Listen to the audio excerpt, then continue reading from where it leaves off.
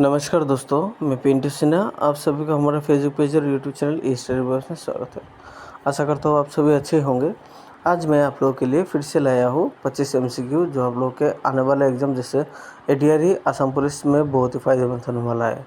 यहाँ पे जो मैं डिस्कस करने वाला हूँ 25 जो MCQ है वो सारा मिक्स डिस्कस करने वाला हूँ। जैसे सोशल साइंस का भी यहाँ पे है और पॉलिटी जैसे जनरल नॉलेज का एक्स्ट्रा जो आउटर नॉलेज है वो भी यहाँ पे है और एंशिएंट हिस्ट्री भी है, असम हिस्ट्री का भी है, असम हिस्ट्री का भी होगा और स्पेशली मतलब जियोग्राफी का भी मिल जाएगा। तो आप लोगों का मतलब आने वाले ADRE में बहुत ही मतलब ये फ़ायदेमंद होने वाला है। पिछले बहुत दिन से मैं कंटिन्यू हो नहीं पाया, एक्चुअली मेरा एक्सीडेंट की वजह से मैं यूट्यूब पे कंटिन्यू हो नहीं पाया। उसके लिए मैं माफ़ी चाहता हूँ। आशा करता हूँ अब इससे मतलब पिछले 3 दिन से रेगुलर तो हो रहा हूँ। भगवान की कृपा से अगर अच्छा होगा तो और भी मतलब हर दिन रेगुलर हो जाऊँगा और आप लोगों के आने वाले एग्ज़ाम में हेल्प जितना हो सके हेल्प करने के लिए कोशिश करूँगा। ठीक है, तो वीडियो को अंत तक देखिएगा और यहाँ पे जो एक्स्ट्रा पॉइंट जो है हम लोग डिस्कस करने वाले हैं वो भी आप लोग नोट करके रखिएगा। ठीक है, इसलिए वीडियो को पॉज मत करिएगा। वीडियो को खाली पॉज करके आंसर खाली नोट मत करिएगा, क्योंकि मैं यहाँ पे जितना भी क्वेश्चन डिस्कस करता हूँ उसमें से एक्स्ट्रा 3-4 पॉइंट मैं ऑलरेडी डिस्कस कर लेता हूँ। तो इसलिए आप लोग मतलब वीडियो को अच्छे से देखना। ठीक है, तो पहले शुरू करते हैं पहले क्वेश्चन से। Who was the first king of Pala dynasty in Assam? पाला डायनेस्टी इन असम का मतलब है असम में पाला डायनेस्टी को किन्होंने मतलब एस्टेब्लिश किया था। पाला डायनेस्टी एक्चुअली पूरे भारतवर्ष में भी था तब, और उसके बाद असम में भी आया था। ठीक है, तो अगर बोलता है कि first king of Pala dynasty in India अगर बोलता है तो आंसर होता है गोपाला होगा, और first king of Pala dynasty in Assam होता है तो आंसर होता है ब्रह्मपाला। तो ब्रह्मपाला ने असम पे पाला डायनेस्टी एस्टेब्लिश किया था। ठीक है, और यहाँ पे जो धर्मपाला पाला डायनेस्टी का ग्रेटेस्ट रूलर है। ठीक है, जैसे हर डायनेस्टी में एक एक रूलर होता है जिसको ग्रेटेस्ट रूलर बोलते हैं। जैसे मौर्य डायनेस्टी पे जैसे हम लोग सम्राट अशोका को जो हम बोलते हैं कि ग्रेटेस्ट रूलर है, और जैसे हमारे असम के जो बर्मन डायनेस्टी है उसमें भास्कर बर्मन को हम लोग ग्रेटेस्ट रूलर बोलते हैं। सेम वैसे ही पाला डायनेस्टी का पाला डायनेस्टी जो है असम के पाला डायनेस्टी का ग्रेटेस्ट रूलर धर्मपाला को बोलते हैं, लेकिन ब्रह्मपाला ने पाला डायनेस्टी हमारे असम में एस्टेब्लिश किया था। ठीक है, अगर पाला डायनेस्टी इंडिया होता है क्वेश्चन आता है तो आंसर होता है गोपाला होगा। ठीक है, अभी हम जाते हैं क्वेश्चन नंबर 2 पे। क्वेश्चन नंबर 2 पे है which ruler of Pala dynasty built Durjaya as the capital on the bank of river Brahmaputra? Pala dynasty के असम के पाला डायनेस्टी के कौन सा रूलर ने ब्रह्मपुत्र नदी के पास दुर्जया जो जगह है वो उस जगह को कैपिटल बनाया था? Option A Dharmapala, option B Ratnapala, option C Jayapala, option D Indrapala. तो यहाँ पे आंसर होगा option B Dharmapala, option B Ratnapala. तो रत्नपाला ने दुर्जया को कैपिटल बनाया था पाला डायनेस्टी का। यहाँ पे देखिए तो जयपाला पाला डायनेस्टी का सबसे लास्ट रूलर है। ठीक है, लास्ट रूलर है जयपाला। अगर क्वेश्चन आता है कि पाला डायनेस्टी का लास्ट रूलर कौन था, अगर क्वेश्चन आता है तो आंसर होता है जयपाला होगा। पहला रूलर कौन था? ब्रह्मपाला है, और लास्ट रूलर जयपाला है। क्वेश्चन नंबर 3 पे है who describe Bhaskar Barman as the aristocratic king of eastern India? तो aristocratic king of eastern India भी बोला जाता है, और कभी कभार aristocratic king of north east India भी बोला जाता है। ठीक है, तो यहाँ पे क्वेश्चन है कि भास्कर बर्मन को किन्होंने बताया था कि aristocratic king of eastern India? Option A Shilabhadra, option B Hiuen option C Hamsavega, option D Harshavardhan. तो यहाँ पे आंसर होगा ऑप्शन बी ह्यूएन सांग ने अपने बुक चियुकी में डिस्क्राइब किया था कि Bhaskar Barman aristocratic king of eastern India है, और यहाँ पे जो हंसा वेगा जो है ये एक दूत है जो भास्कर बर्मन ने हर्षवर्धन के डायनेस्टी पे भेजा था, तो इसलिए ये भी बहुत ही इम्पोर्टेंट नाम है तो हमारे एंशिएंट हिस्ट्री में। ठीक है, अगर क्वेश्चन आता है कि भास्कर बर्मन ने कौन से दूत को या फिर किसको मतलब हर्षवर्धन के राज्य पे भेजा था, अगर क्वेश्चन आता है तो आंसर होगा हंसा वेगा होगा। ठीक, क्वेश्चन नंबर 4 पे है, where was the capital of the Mlechchha dynasty. तो म्लेच्छा डायनेस्टी हमारा असम का एक डायनेस्टी है जिसको शालस्तंभ भी बोला जाता है। शालस्तंभ डायनेस्टी नाम तो सुना होगा आप लोगों ने। शालस्तंभ ने ही मतलब म्लेच्छा डायनेस्टी एस्टेब्लिश किया था और नाम डायनेस्टी का नाम ही उसके नाम से ही दिए थे। ठीक है, तो शालस्तंभ ने ही शालस्तंभ डायनेस्टी का दूसरा नाम है म्लेच्छा डायनेस्टी। तो म्लेच्छा डायनेस्टी का कैपिटल कहाँ पे थे असम पे, तो यहाँ पे आंसर होगा हरुपेश्वर पे म्लेच्छा डायनेस्टी का कैपिटल थे। क्वेश्चन नंबर 5 पे है, द खेन dynasty ruler Prithu was killed by whom. तो पृथु जो है खेन डायनेस्टी का एक रूलर है जो हमारे असम पे राज करता था, कामरूप पे राज करता था एक टाइम पे। तो यहाँ पे इन चारों में से किसने पृथु को हरा के मारा था, तो यहाँ पे आंसर होगा ऑप्शन सी नासिरुद्दीन शाह ने पृथु के साथ युद्ध करके पृथु को मार दिया था। अगर क्वेश्चन आता है कि पृथु के साथ पहला मुस्लिम युद्ध कब हुआ था, अगर क्वेश्चन आता है किसके साथ हुआ था, अगर क्वेश्चन आता है तो आंसर होगा बख्तियार खिलजी।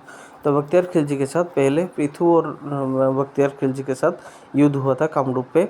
जब बख्तियार खिलजी चाइना पे जा रहा था, शायद तिब्बत या चाइना पे जा रहा था, तब हमारे कामरूप होके जा रहा था। फिर उसके बाद पृथु के साथ आमना सामना होके वहाँ पे युद्ध किया था। पृथु ने तब बख्तियार खिलजी को हरा दिया था। ठीक है, और उसी युद्ध को ही हमारे असम के पहला इस्लामिक युद्ध बोला जाता है। ठीक है, अभी हम जाते हैं क्वेश्चन नंबर 6 पे। क्वेश्चन नंबर 6 पे है, ये मॉडर्न हिस्ट्री का क्वेश्चन है। जैसे who was the first deputy prime minister of India. तो डेप्यूटी प्राइम मिनिस्टर हमारे भारत के कौन था? Option A Chaudhary Charan Singh, option B Sardar Vallabh Bhai Patel, option C Jawaharlal Nehru, option D Lal Bahadur Shastri. तो यहाँ पे आंसर होगा ऑप्शन बी सरदार वल्लभ भाई पटेल। तो सरदार वल्लभ भाई पटेल जब स्वाधीन हुआ था तब प्राइम मिनिस्टर थे जवाहरलाल नेहरू और डिप्टी प्राइम मिनिस्टर थे सरदार वल्लभ भाई पटेल। ठीक है, क्वेश्चन नंबर 7 पे है, who was the constitutional adviser of the constituent assembly of India. तो संविधान बनने के लिए मतलब एक कॉन्स्टिट्यूएंट असेंबली बनाया गया था भारत जब स्वाधीन होने वाला था, तब एक कॉन्स्टिट्यूएंट असेंबली, हम सभी जानते हैं कि लास्ट टाइम मैंने डिस्कस किया था कि कॉन्स्टिट्यूएंट असेंबली टोटल 13 बार बना था और 13 कॉन्स्टिट्यूएंट असेंबली हमारे भारत में बना था तब स्वाधीन होने के पहले। तो यहाँ पे क्वेश्चन जो है, कॉन्स्टिट्यूएंट असेंबली जब बना था तो वहाँ पे एडवाइज़र कौन था, कॉन्स्टिट्यूशनल एडवाइज़र कौन था? तो यहाँ पे आंसर होगा BN राव। ठीक है,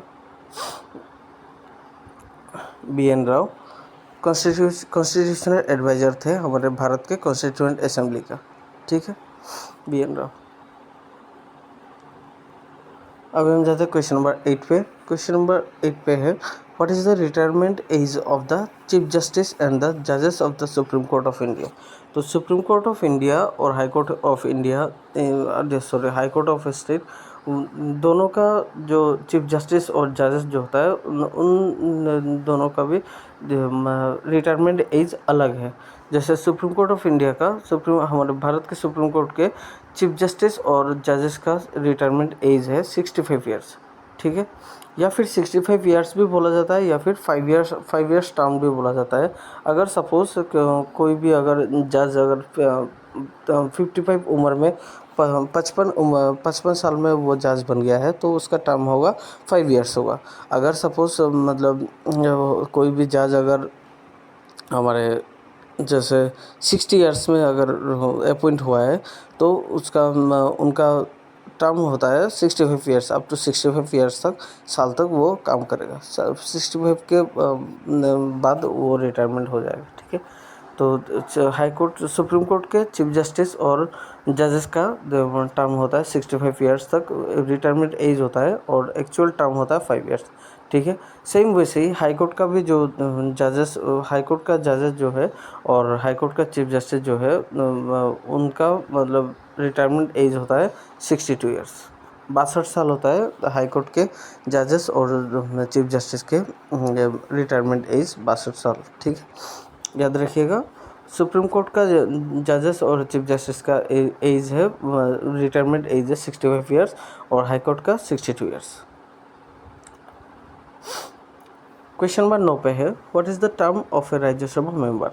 तो राज्यसभा मेंबर के टर्म कितना है, मतलब कितने साल तक राज्यसभा मेंबर का टर्म है।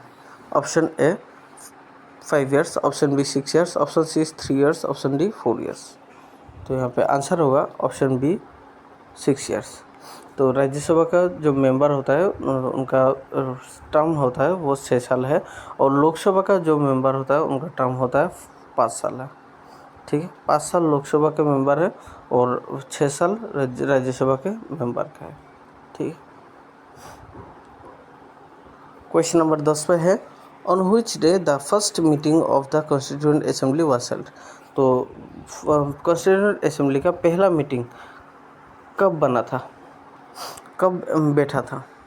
ऑप्शन ए 9 दिसंबर 1946, ऑप्शन बी 12 दिसंबर 1946, ऑप्शन सी 26 नवंबर 1947, ऑप्शन डी 26 नवंबर 1950। तो यहाँ पे आंसर होगा ऑप्शन ए 9 दिसंबर 1946। तो जैसे कि थोड़ी देर पहले मैंने बोला था कि कॉन्स्टिट्यूएंट असेंबली का एडवाइज़र BN राव था, और कॉन्स्टिट्यूएंट असेंबली का पहला मीटिंग 1946 के 9 दिसंबर को हुआ था। ठीक है, क्वेश्चन नंबर 11 पे है, who build the Namdang stone bridge at Sivasagar. इस क्वेश्चन से दो पॉइंट हम लोग को मिल गया कि नामदंग स्टोन ब्रिज वो कहाँ पे है। अगर क्वेश्चन आता है तो आंसर होगा शिवसागर होगा। तो नामदंग स्टोन ब्रिज किन्होंने बनाया था, अगर क्वेश्चन आता है तो आंसर होगा रुद्र सिंह। रुद्र सिंह ने नामदंग स्टोन ब्रिज शिवसागर पे बनाया था, और रुद्र सिंह को हमारे अहोम डायनेस्टी के ग्रेटेस्ट रूलर बोला जाता है रुद्र सिंह को। ठीक है, अभी हम जाते हैं क्वेश्चन नंबर 12 पे। क्वेश्चन नंबर 12 पे है, which city is known as the city of joy. तो सिटी ऑफ जॉय कौन सी सिटी को बोला जाता है। Option A Kolkata, option B Pondicherry, option C Bhubaneswar, option D Kashmir. तो यहाँ पे आंसर होगा ऑप्शन ए कोलकाता। कोलकाता को सिटी ऑफ जॉय बोला जाता है। और यहाँ को ऑप्शन डी जो है कश्मीर को स्विट्ज़रलैंड ऑफ इंडिया बोला जाता है। ठीक है, स्विट्ज़रलैंड ऑफ इंडिया कश्मीर को बोला जाता है, और कोलकाता को सिटी ऑफ जॉय बोला जाता है। ठीक, क्वेश्चन नंबर 13 पे है, which of the following is known as the cultural capital of Assam. तो हमारे असम के कौन से डिस्ट्रिक्ट को या फिर कौन सी जगह को कल्चरल कैपिटल बोला जाता है असम के। तो यहाँ पे आंसर होगा ऑप्शन बी जोरहाट। जोरहाट को कल्चरल कैपिटल बोला जाता है हमारे असम के। ठीक है, क्वेश्चन नंबर 14 पे है, which of the following trophy cup is related to polo. तो पोलो का एक ट्रॉफी है या फिर कप है जो इन चारों में से एक है। तो यहाँ पे क्वेश्चन है कि कौन सा कप है जो पोलो का है। तो यहाँ पे आंसर होगा ऑप्शन बी एजरा कप। एजरा कप जो है वो पोलो का है, पोलो के कप है। और दुरंत कप जो है वो फुटबॉल का है। ध्यानचंद ट्रॉफी जो है हॉकी का है, और इलोडा कप जो है ये बॉक्सिंग का है। ठीक है, याद रखिएगा, इलोडा कप बॉक्सिंग का है, और दुरंत कप जो फुटबॉल का है, एजरा कप पोलो का है, और ध्यानचंद ट्रॉफी जो है वो हॉकी का है। ठीक है, क्वेश्चन नंबर 15 पे है, who is the current minister of animal husbandry and veterinary of Assam. देखिए, animal husbandry and veterinary of Assam, ये असम के जो मिनिस्टर है, यूनियन मिनिस्टर है, सॉरी कैबिनेट मिनिस्टर है, उनका नाम नाम पूछा गया है। तो अगर यूनियन मिनिस्टर ऑफ इंडिया होता है तो वो अलग मिनिस्टर होता है, ठीक है। तो यहाँ पे क्वेश्चन जो है, हमारे असम के एनिमल हस्बेंड्री एंड वेटरनरी का मिनिस्टर कौन है, वर्तमान मिनिस्टर कौन है। तो यहाँ पे आंसर होगा ऑप्शन बी, केशव महंता। केशव महंता जो है वो हमारे वर्तमान असम के animal husbandry and veterinary minister है। क्वेश्चन नंबर 16 पे है, who is the current union minister of youth affairs and sports of India. तो वर्तमान यूनियन मिनिस्टर हमारे असम भारत के union minister youth affairs and sports का मिनिस्टर कौन है। Option A Anurag Thakur, option B Mansukh Mandaviya, option C Kiran Rijiju, option D Chirag Paswan. तो यहाँ पे आंसर होगा ऑप्शन बी, मनसुख मांडविया। तो मनसुख मांडविया हाल ही में वो भारत के youth affairs and sports minister बन गया है। पहले उनसे पहले कौन था अगर क्वेश्चन आता है तो अनुराग ठाकुर था, और अनुराग ठाकुर के पहले कौन था अगर क्वेश्चन आता है तो किरण रिजिजू थे, ठीक है। किरण रिजिजू हमारे अरुणाचल प्रदेश के हैं। तो वो अनुराग ठाकुर के पहले वो बना था, ठीक है। अभी हम जाते हैं क्वेश्चन नंबर 17 पे। क्वेश्चन नंबर 17 पे है, which of the following folk dance is famous in Jammu Kashmir. तो यहाँ पे मैंने ट्रेडिशनल नहीं डाला है, भूल के नहीं डाला है शायद। तो फॉलोइंग ट्रेडिशनल फोक डांस आता है, कभी कभार ट्रेडिशनल फोक डांस भी आता है या फिर कभी कभार ऐसे ही फोक डांस आता है। तो जम्मू कश्मीर के famous folk dance, traditional folk dance यहाँ पे इन चारों में से कौन सा है। Option A Garba, option B Bagurumba, option C Ghumura, option D Rouf. तो यहाँ पे आंसर होगा ऑप्शन डी रॉफ। रॉफ जो है वो जम्मू कश्मीर के फेमस फोक डांस है। गरबा जो है वो गुजरात के फोक डांस है, और बागरुम्बा जो है हमारे असम का है। तो ऐसे ही बहुत ही इम्पोर्टेंट फैक्ट होता है, इसलिए आप लोगों को बोलता हूँ कि आप लोग वो जितना भी हम लोग यहाँ पे डिस्कस करते हैं, वीडियो को पॉज मत करिएगा, और एक्स्ट्रा पॉइंट जो है हम लोग डिस्कस करते हैं वो भी आप लोगों को मिल जाएगा, ठीक है। क्वेश्चन नंबर 18 पे है, Burzil pass is located in which state union territory of India होगा, यहाँ पे नहीं दिया है। तो बुर्जिल पास हमारे भारत के कौन से स्टेट या फिर यूनियन टेरिटरी पे है। Option A Arunachal Pradesh, option B Ladakh, option C Jammu Kashmir, option D Sikkim. तो यहाँ पे आंसर होगा option C, Jammu and Kashmir. तो जम्मू एंड कश्मीर पे बुर्जिल पास जो है वो स्थित है।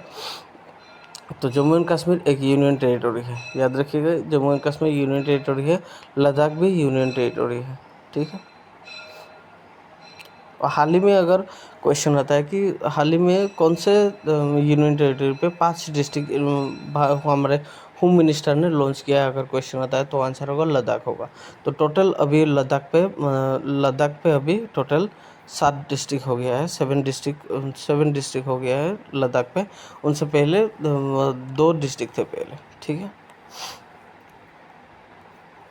अभी हम जाते हैं क्वेश्चन नंबर 19 पे। क्वेश्चन नंबर 19 पे है, which of the following European country adopted the euro currency in 2024। तो यहाँ पे इन चारों में से ये चारों ऑप्शन भी यूरोपियन कंट्री है। तो यहाँ पे क्वेश्चन जो है, हाल ही में इन चारों में से एक कंट्री ने यूरो जो करेंसी है, यूरो करेंसी को एडॉप्ट किया है। तो उनसे पहले 2024 से पहले उस कंट्री में यूरो कंट्री नहीं चलता था, शायद दूसरा चलता था, और ये हाल ही में मतलब एडॉप्ट किया है। तो यहाँ पे क्वेश्चन जो है, या इनमें से कौन सा कंट्री ने एडॉप्ट किया है। तो यहाँ पे आंसर होगा क्रोएशिया। क्रोएशिया ने हाल ही में यूरो करेंसी एडॉप्ट किया है, ठीक है। डेनमार्क का करेंसी क्या है अगर क्वेश्चन आता है तो आंसर होगा डेनमार्क का है क्रोन, डेनिश क्रोन, ठीक है। अब हम जाते हैं क्वेश्चन नंबर 20 पे। क्वेश्चन नंबर 20 पे है, what is the currency of Israel. तो अभी जो इजराइल में यूज चल रहा है, तो इनडायरेक्टली इजराइल का एक क्वेश्चन भी आ भी सकता है, तो इसलिए मैंने ये डाला है। तो इजराइल के करेंसी इनमें से कौन सा है। तो यहाँ पे आंसर होगा शेकल, इजरायली शेकल बोलते हैं। तो इजरायली शेकल या फिर शेकल भी होता है बोलते हैं, ठीक है। तो इस शेकल जो है इजराइल के करेंसी है। यहाँ पे ऑप्शन ए जो है रिबनिया, रिबनिया जो है वो यूक्रेन का करेंसी है, यूक्रेन, रिबनिया यूक्रेन का करेंसी है, ठीक। और डिनर, जैसे कि डिनर बहुत सारे देश का है, जैसे कुवैती डिनर और भी बहुत है, ईरानी डिनर है। तो रियाल जो है ये सऊदी अरबिया का है, रियाल सऊदी अरबिया का है, ठीक है। क्वेश्चन नंबर 21 पे है, recently Romen Deka has been appointed as the governor of which state. तो रोमेन डेका हमारे जो असम के हैं उनको कौन से स्टेट के गवर्नर पद के लिए अपॉइंट किया है। जैसे अगर क्वेश्चन आता है गवर्नर को कौन अपॉइंट करता है, अगर क्वेश्चन आता है तो याद रखिएगा हमेशा प्रेसिडेंट ही गवर्नर को अपॉइंट करते हैं, ठीक है। हमारे राष्ट्रपति ही गवर्नर को अपॉइंट करते हैं। तो रिसेंटली रोमेन डेका को कौन से स्टेट के लिए गवर्नर पद के लिए अपॉइंट किया गया है। तो यहाँ पे आंसर होगा Chhattisgarh, option B is the correct answer. तो छत्तीसगढ़ के गवर्नर पद के लिए रोमेन डेका को हाल ही में अपॉइंट किया गया है। क्वेश्चन नंबर 22 पे है, where is the world's highest waterfall located. तो वर्ल्ड्स हाईएस्ट, विश्व के सबसे ऊंचे वाटरफॉल अगर क्वेश्चन आता है कौन सा है, अगर क्वेश्चन आता है तो आंसर होता है Angel Fall, Angel Fall, Angel Fall. और ये कहाँ पे स्थित है, वेनेजुएला पे, option B is the correct answer. तो वेनेजुएला पे है एंजल फॉल, ये विश्व के सबसे ऊंचे वाटरफॉल है, ठीक है, झरना है। क्वेश्चन नंबर 23 पे है, which is the smallest country of Asia. तो जैसे एशिया का ये जियोग्राफी का क्वेश्चन है, एंजल फॉल भी अभी जो वाटरफॉल के बारे में भी डिस्कस किया तो वो भी जियोग्राफी का है, और एक बुर्जिल पास डिस्कस किया तो वो भी जियोग्राफी का है, फोक डांस जो है वो भी जियोग्राफी का है, ठीक है। तो which is the smallest country of Asia. तो एशिया के सबसे छोटा कंट्री देश इनमें से कौन सा है। तो यहाँ पे आंसर होगा मालदीव्स, मालदीव्स जो है एशिया के सबसे छोटे देश है, ठीक है। अगर पूछा जाता है कि एशिया के सबसे बड़ा देश कौन सा है, अगर क्वेश्चन आता है तो आंसर होगा रशिया होगा। रशिया एक मात्र कंट्री है जो दो कॉन्टिनेंट का मतलब पार्ट है, जैसे यूरोप का भी है एशिया का भी है। तो यूरोप का भी सबसे बड़ा देश कौन सा है अगर पूछा जाता है तो भी रशिया होता है, और एशिया का भी सबसे बड़ा देश कौन सा है वह पूछा जाता है तो भी रशिया होता है, ठीक। तो मालदीव जो है एशिया के सबसे छोटा देश है। क्वेश्चन नंबर 24 पे है, which of the following country does not share its border with India. तो हमारे भारत के साथ इन चारों ऑप्शन में से कौन सा देश जो है भारत के साथ बॉर्डर शेयर नहीं किया है।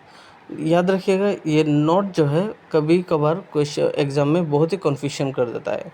हम सभी ओवर कॉन्फिडेंस में एग्ज़ाम में जब बैठते हैं तो नोट को हम लोग नज़रअंदाज करके मतलब डायरेक्टली हम लोग जानते हैं जो क्वेश्चन जो है वो फट करके दे देते हैं, लेकिन नोट जो है ये कीवर्ड है। नोट पूरे क्वेश्चन का मतलब पूरे क्वेश्चन को ही चेंज कर देता है नोट लगा के ही, ठीक है। तो इनमें से कौन सा देश जो है भारत के साथ बॉर्डर शेयर नहीं किया है। तो यहाँ पे आंसर होगा ऑप्शन सी हांगकांग। हांगकांग जो है भारत के साथ बॉर्डर शेयर नहीं किया है। बाकी अफगानिस्तान, म्यांमार, भूटान ये तीनों भी भारत के साथ बॉर्डर शेयर किया है। अभी हम जाते हैं क्वेश्चन नंबर 25 पे। क्वेश्चन नंबर 25 का जो क्वेश्चन है इसका आंसर आप लोग कमेंट बॉक्स में दे दीजिएगा, और जिसका भी आंसर करेक्ट होगा उसका नाम मैं नेक्स्ट वीडियो पे कोशिश करूँगा मेंशन करने के लिए। और यहाँ पे क्वेश्चन जो है, India shares the shortest border with which country. तो भारत सबसे छोटा बॉर्डर, सबसे कम डिस्टेंस का बॉर्डर कौन से देश के साथ शेयर करता है। Option A Bangladesh, option B China, option C Pakistan, option D Afghanistan. तो ये चारों में से एक तो आंसर होगा ही। तो आप लोग कमेंट बॉक्स में दे दीजिएगा और कोशिश करेगा आप लोग आंसर देने के लिए, ताकि मुझे भी पता चले कि आप लोग मतलब लास्ट तक देखे हो कि नहीं, वो भी मुझे श्योर हो जाएगा। और आप लोगों का एग्ज़ाम में बहुत ही फ़ायदेमंद होगा। ठीक है, तो आज के वीडियो में बस इतना ही। अगर वीडियो को अच्छा लगे तो ज़्यादा से ज़्यादा शेयर कर दीजिएगा। हमारे वीडियो को अंत तक देखने के लिए धन्यवाद। वीडियो को लाइक करना मत भूलिएगा, फॉलो करना मत भूलिएगा चैनल को, और जितना भी हो सके शेयर करिएगा। ठीक है।